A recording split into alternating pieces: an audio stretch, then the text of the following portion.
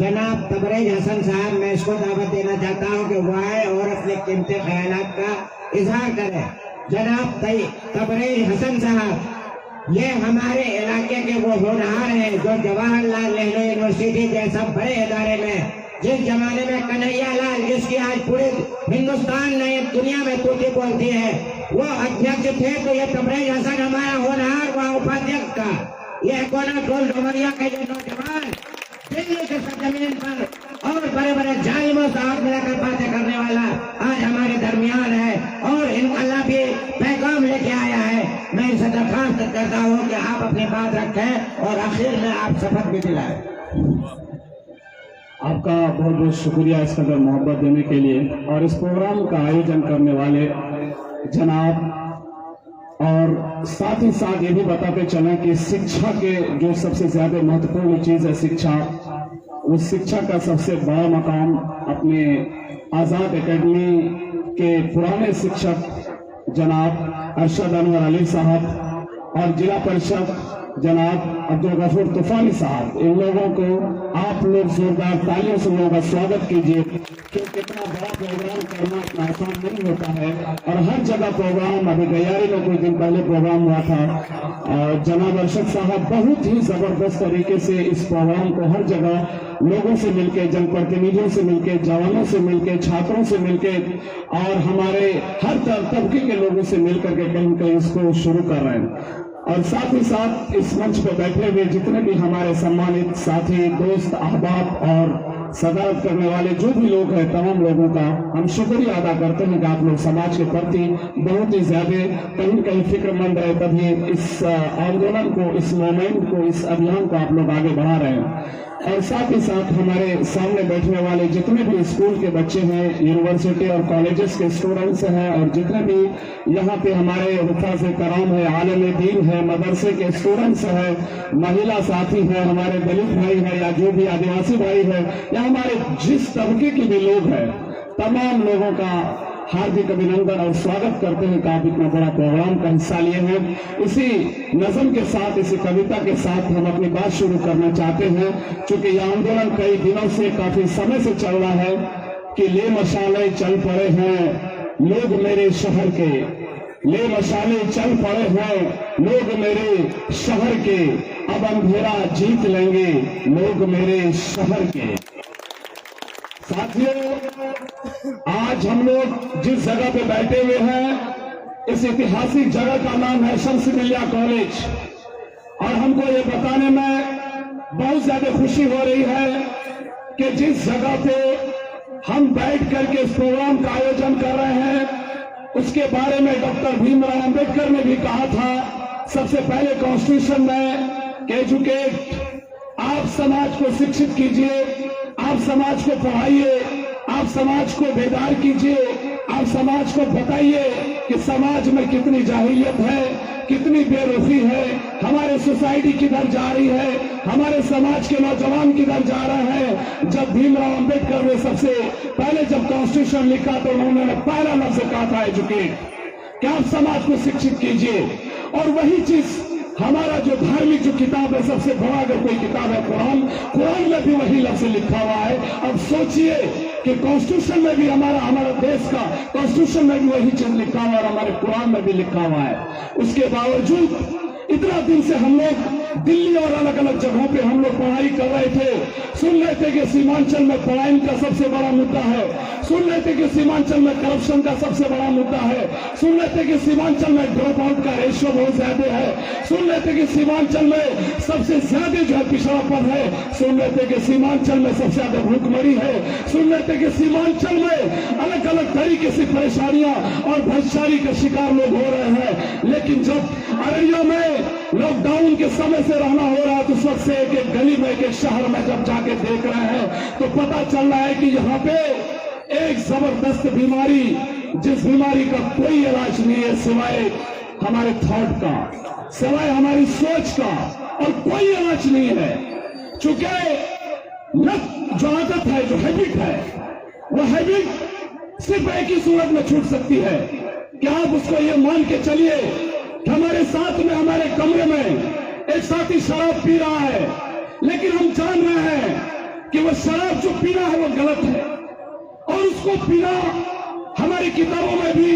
हमारे गुरु ग्रंथों में भी हर जगह लिखा है कि वो हराम है। तो हमारे साथी जो पी रहा है, आप उसको कंप्लीट इग्नोर कीजिए, आप उसको छोड़ दीजिए। और हमने किया है।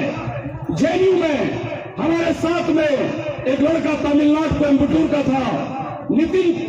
नाम है उसका, और उसका बाप साइंटिस्ट। वो लड़का मेरे रूम में 211 लोहित हॉस्टल में रहता था, और वो एक बार दो बार इस तरीके से हमारे सामने दारू पिया, शराब पिया। उसको हमने कहा कि ये बेहतर नहीं है, तुमको पीना है। इतना बड़ा कैंपस है, मोटा मोटी 4600 बीघा में वो कैंपस है, जवाहरलाल नेहरू यूनिवर्सिटी, बहुत बड़ा कैंपस है वो।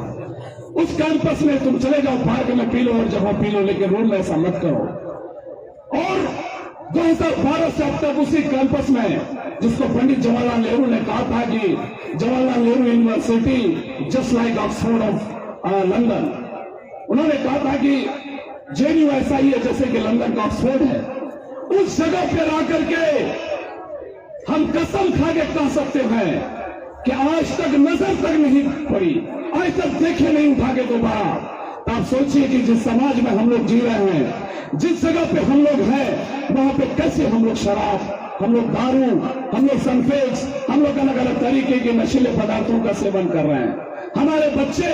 जिनके हाथों में किताब होनी चाहिए, कलम होनी चाहिए, जिनका काउंसलिंग होनी चाहिए, जिनको कंसल्टेशन की जरूरत है, जिनको पता होनी चाहिए कि मैट्रिक के बाद क्या करना है, जिनको पता होनी चाहिए कि इंटर के बाद क्या करनी है, जिनको पता होनी चाहिए कि ग्रेजुएशन में कहाँ अच्छा होगा, जिनको पता होनी चाहिए ग्रेजुएशन के बाद मास्टर कहाँ होगा, जिनको पता होनी चाहिए कि मास्टर के बाद एमफिल कहाँ से होगा, जिनको पता होनी चाहिए कि एमफिल के बाद पीएचडी कहाँ होगा, जिनको ये पता होनी चाहिए कि पीएचडी के बाद एक कोर्स लास्ट और बैठा पीडीएफ पोस्ट डॉक्टोरल फेलोशिप जहां हिंदुस्तान में करें या जाके हम ऑक्सफोर्ड लंदन में करें। ये बताने की जरूरत अपने समाज को। बहुत सारे लोगों ने नाउमीदी का शिकार होकर इस मंच से भाषण देते हुए कहा कि बोलने से कोई फायदा नहीं होता है। हम इस बात को बिल्कुल नहीं मानते हैं। हम इसलिए नहीं मानते हैं कि हमने देखा वो आंदोलन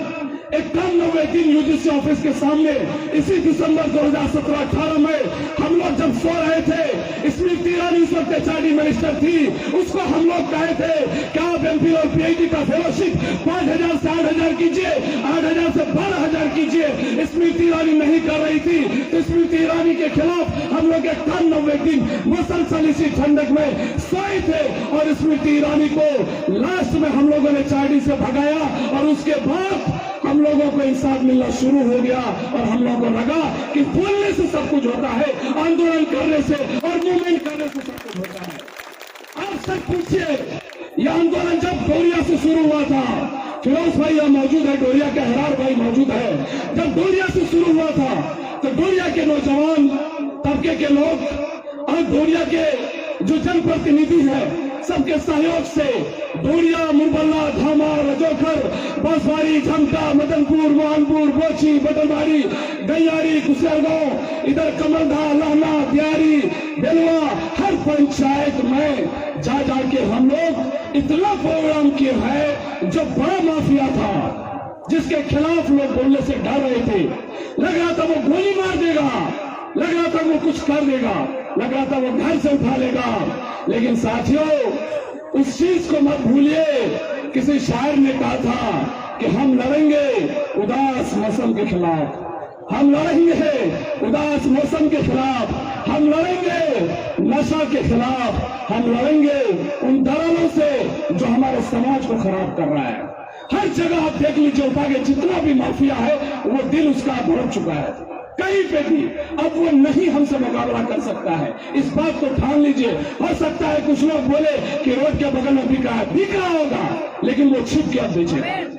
बिक रहा होगा, हम मानते हैं। लेकिन बोलने से, हमारे रात के बोलने से इतना फर्क पड़ा है, इतना फर्क पड़ा, वो सामने नहीं आ रहा है। और हर पंचायत में हम लोग गए और जा भी रहे हैं और आगे भी जाते रहेंगे। उसको हम लोग इस तरीके से उसको नेस्तनाबूद 100% कोई चीज नहीं होती है, लेकिन इतना जरूर है कि हम लोग 90%, 95%, 99% करने का श्योरिटी हम लोग लेंगे और हम लोग संकल्प भी लेंगे कि हम लोग हर जगह, हर समाज में, हर गांव में, हर जगह, हर लोगों के। उस दिन कुशियारवा पंचायत में अरशद अनवर अली साहब साथ में थे, वहां पे मुखिया मानिक चंद हमारा पंचायत पड़ता है, वहां पे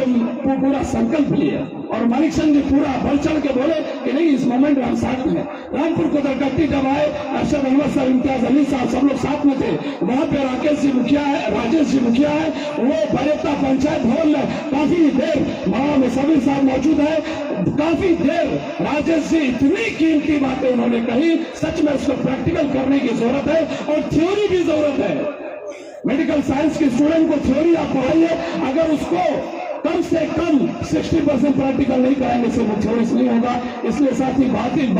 कहने को बहुत ज्यादा है, लेकिन चूंकि मंच पे बहुत सारे लोग हैं, इसलिए हम एक ही बात बोलना चाहेंगे। हम तमाम लोग, जितने भी लोग नौजवान हैं, पढ़े लिखे हैं, कमेटी में आए, हिस्सा लीजिए, बढ़ चढ़ करके हिस्सा लीजिए। हम ये गारंटी देते हैं कोई कुछ नहीं बिगाड़ पाएगा। अगर किसी को कोई शिकार बनाता है, उसके लिए 7 केस दिल्ली में झेले हैं, सुप्रीम कोर्ट और हाई कोर्ट हर जगह गए हैं, तो दिल्ली यहाँ अररिया में भी होगा तो हाई कोर्ट में भी 3-4 वकील फ्री में केस लड़ने वाले हैं। तो इंशाल्लाह यहाँ से केस लड़ने में आसानी होगी, कोई दिक्कत नहीं है, किसी से डरने की भी जरूरत नहीं है। और हम इसी बातों के साथ खत्म करना चाहते हैं कि आप लोग एक नारा लगाइए और उस नारे के साथ सारे लोग से जितना बोलेंगे, हम बोलेंगे कि नस्ल बचाओ, आप बोलेंगे नशा भगाओ, हम बोलेंगे नौजवान बचाओ, आप बोलेंगे नशा भगाओ, हम बोलेंगे अररिया बचाओ, आप लोग बोलेंगे नशा भगाओ। और सबसे पहले इनकलाब बोलेंगे, इनकलाब जिंदाबाद। आप लोग बोलिए जिंदाबाद, इनकलाब जिंदाबाद, इनकलाब जिंदाबाद, इनकलाब जिंदाबाद। नशा भगाओ, आप लोग बोलिए नस्ल बचाओ, बचाओ, नशा भगाओ, बचाओ, नस्ल बचाओ, नशा भगाओ। हम बोलेंगे नस्ल बचाओ, आप लोग बोलेंगे नशा भगाओ। नस्ल बचाओ, नशा भगाओ, बच्चों को बचाओ, नशा को भगाओ, अररिया को बचाओ, नशा को भगाओ। आप लोग बोले नशा भगाओ, अररिया को बचाओ, नशा को भगाओ, महिलाओं को बचाओ, नशा को भगाओ, नौजवानों को बचाओ, नशा को भगाओ, छात्रों को बचाओ, नशा को भगाओ। शुक्रिया, इनकलाब जिंदाबाद।